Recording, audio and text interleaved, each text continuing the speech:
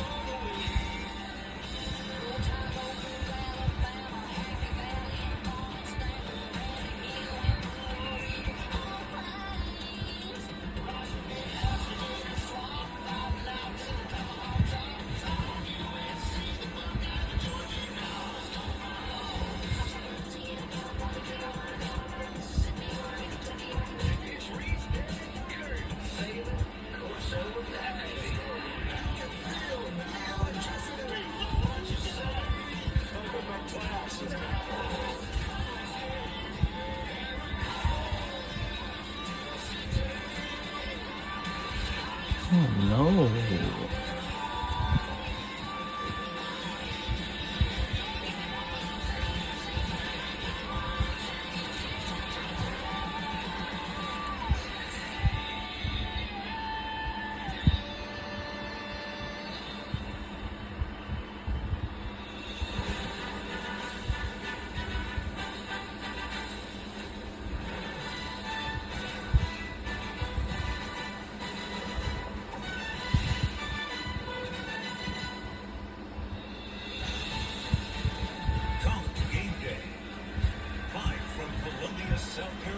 Hello, beautiful people. Welcome to College Game Day, live from Columbia, South Carolina. Williams-Brice Stadium is empty and quiet now. That will not be the case soon. These fans have been royal, through thick and thin, and a lot more thin than many. And we're live at a Gamecock Park here in Columbia, South Carolina.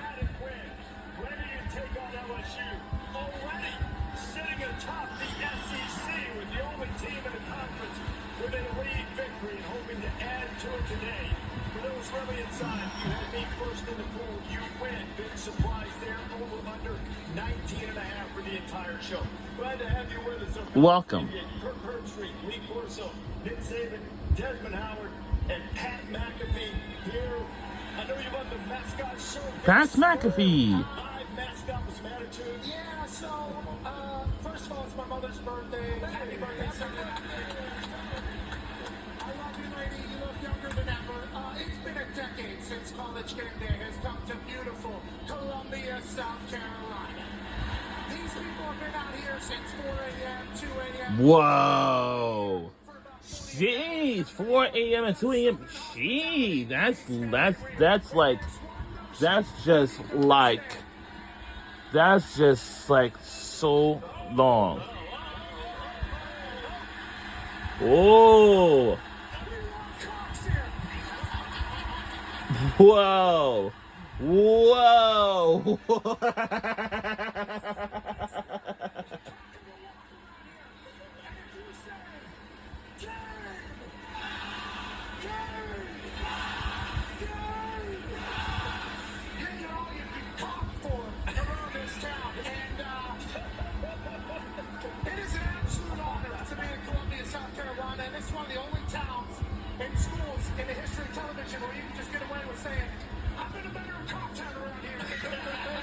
Wow.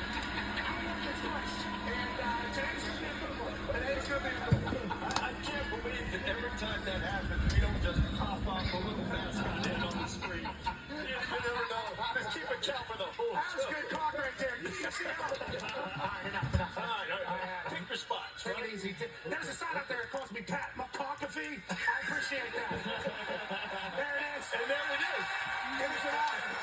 It's an honor to be one of the game props for the last few days. And this town is beautiful. And they love Coach Saban here. They're pumped the college game days here. And it's a big one today, Reese. It is going to be a huge one. Kicks off at noon just after that on ABC. But some other big ones. Last time Alabama went to Madison Kirk, Badgers were wary of Alabama's size because their tackles both weighed over 200 pounds. It was Yeah, 1928. Randolph Big one today. I love that. Nice look Well, there. Alabama's got to get their offense line in order. Hopefully they're healthy. Allow Jalen Milroe and Ryan Williams to kind of be able to get into rhythm. If I'm Luke Fickell, I got to keep a lid on my defense because of the big playability. Jan Miller and company. They've got backs. They got Milroe. They got the receivers out wide.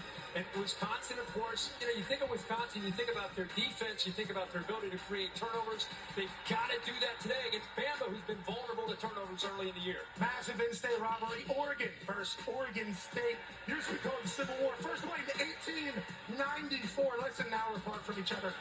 Oregon's 2-0, but they've had two very close games. Haven't played how everybody has expected, although Dylan Gabriel has completed 84% of his passes and has gone bananas on the offensive side. Oregon State has new coach Trent Bray, who is an Oregon State legend leading the charge. They're 17-point dogs, but anything can happen in the in-state rivalry. Washington State, Washington, call it the Apple Cup. Jan Fish first season as the head coach for the Huskies.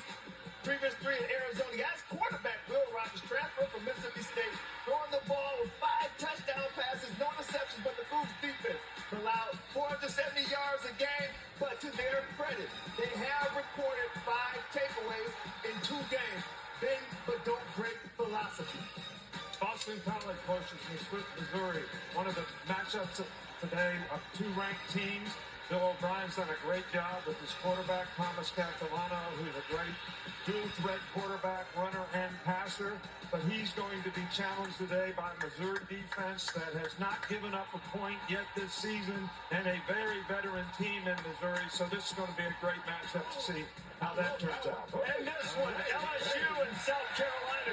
Garrett Nussmeier looking for more explosive plays that rate down for LSU. Kyra Lacey can't deliver that. And how about the birthday boy, Dylan Stewart, coming off the edge? Kyle Kennard can get pressure. You know the Gamecocks lead the nation, having forced 6 fumbles. And in the back, Nick Emanwari, the SEC Defensive Player of the Week, had to pick 6 against Kentucky. One of the 4 interceptions that South Carolina has this season. That, too, leads the SEC. You know, we've watched these teams, Nick, from the last couple of weeks, and no matter what you expect or what they do a previous week, it seems you just rarely get the same team from one week to the next. Well, what I see happening a lot in college football is people are playing to the competition. In other words, you're not playing to your standard, you're playing to the level of the team that you're playing against or the player that you're playing against. And, you know, one thing that I used to always tell our players is when I was in the NFL, they made me a cut-up of you. So I was only watching you play. I didn't know who you were playing against. I didn't know what the score was. So you need to play to your standard all the time if you're really going to create the kind of value that you want for yourself and for your team. That's great. So a lot of guys that heard that message from you played the game last week against USF, Bama, Wisconsin, where you got the field named after you. Congratulations for that. you. That was a beautiful thing. I think there was a few hundred players that showed up for that. Obviously, $1 billion in contracts that you did. But this Bama team going to Wisconsin, they were only up 14-13 going into the 4th against USF. Jalen Milroe has been explosive. The offense has been able to create big plays with Jam. We'll look at that later. But have they been able to maintain and really come together around Kalen DeBoer? We'll see. In Wisconsin, they haven't really played anybody either. They've had 2 14-point wins. We get a big test to learn where both of these teams are. Luke Fickell's second year. They'll be jumping around. I'm looking forward to learning about these 2 teams, Des. I'm looking forward to learning about Oregon. Now, I picked them to win it all. They had Dylan Gabriel, right? Quarterback came over from Oklahoma, but they've struggled. Maybe it's the Idaho schools. I'm not sure. But now they travel, and they're going to play their in-state rival, Oregon State. A couple of weeks ago, we talked about the distractions that teams face when they're at home as opposed to when they're on the road, they can play free. This may be the game. There's no distractions. They're on the road. They know they're hated by this fan base. Maybe they come together and put a full game together. They needed 2 special teams touchdowns a week ago to beat Boise State. They need to kick off the goal. Yeah, gotta get a goal. I want to talk about the LSU. Okay. LSU is favored to win this ball game. But I'm going to show Uh-oh.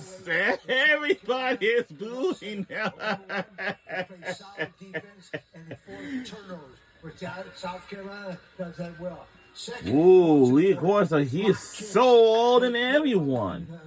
SEC. My in goodness. 3 years has blocked more kicks than SEC. Wow, he's almost like 90-some years old, but over 90 years old. I don't know. No, actually, he turned like 89 years old. Whoa, goodness. Went from 89 years to old. 6 right now. Somebody knows. 89 years old. And that's what South You know what? Carolina's I think this college game day needs to be featured in the next college football game, College Football 26. In-state classic in the Like, SEC. starting next year, they're gonna have to, Listen to the guys wherever like that Nick is. Saban You get to week 3 in college football, and you're Michigan. People are already panicking. What's going on at quarterback? You're Notre Dame. What's going on with Riley Leonard? We got to get this offense going. Oregon, that Des pointed out. LSU's trying to get things right. This is week 3. This is really, I think, where you start to understand. Here's our deficiencies. Here's how we're going to get better. Well, I And think this is like- who we start to become. Today's a like huge a day, year a big away. opportunity for growth for a lot of teams. One of the things about South Carolina is they are the team that made most improvement from week 1 to week 2, which tells you a lot about the character of their team. So I think they're going to be ready to play today as well. We're going to have Shane Beamer join us a little bit later on. We'll talk about that, all kinds of things coming up. This day has a lot of interesting games, including Indiana going to the Rose Bowl stadium for the first time since 1968. I can't Wow. believe Kirk Street hasn't had a word with Kirk Cignetti. He goes, yeah, I get it. Old stadium, we're going to play there, play in a parking lot, blah, blah, blah. I can't believe you haven't called him and said, hey, have a look at that carpet. Look at the grass. Exactly. Utah and Utah State. Bryson Barnes, the former Utah quarterback, might go for the Aggies. And Rice trying to defend the Bayou Bucket. That's a rarity as they play for the 43rd time. Texas A&M and Florida. You know Florida hasn't beaten an FBS team since they beat South Carolina last October. And A&M has lost 10 straight road games.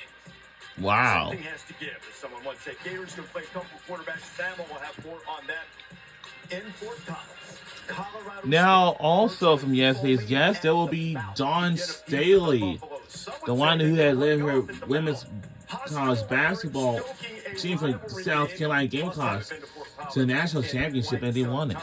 Also on the agenda, the Fighting Irish staying in state, but man, after that absolute face plant against Northern Illinois, now they got to go deal with Boiler Up. Ryan Walker's team won its opener. Purdue trying to make a statement against Notre Dame and send the Irish reeling. And plenty more coming on College Game Day. We've already touched on it. Sorry. It's been a roller coaster season. We'll dive a little bit deeper into that even 2 weeks in. And you just get a different team every week, it seems. What are the reasons for that? How can you combat it? And it's a song that sweeps South Carolina Stadium every home game. Sandstorm, how that became the anthem of South Carolina. Yeah, you put it in your head, you can do a little humming. We've had a winner, and we've had a loser. In the field goal kicking contest, 45-3. There's been kids protesting and trying to get an opportunity. 200 kids going to take it. It'll be a random selection. Hopefully, we've got a big-time ball kicker for 45 grand. You know what? They're going to be waving those towels. They start to play Sandstorm. But you know who's not afraid of Sandstorm? You know who's not afraid of 2001 Space Odyssey? Oh, here come Tigers! Oh, Michael Bennett's not afraid. No, he's not afraid.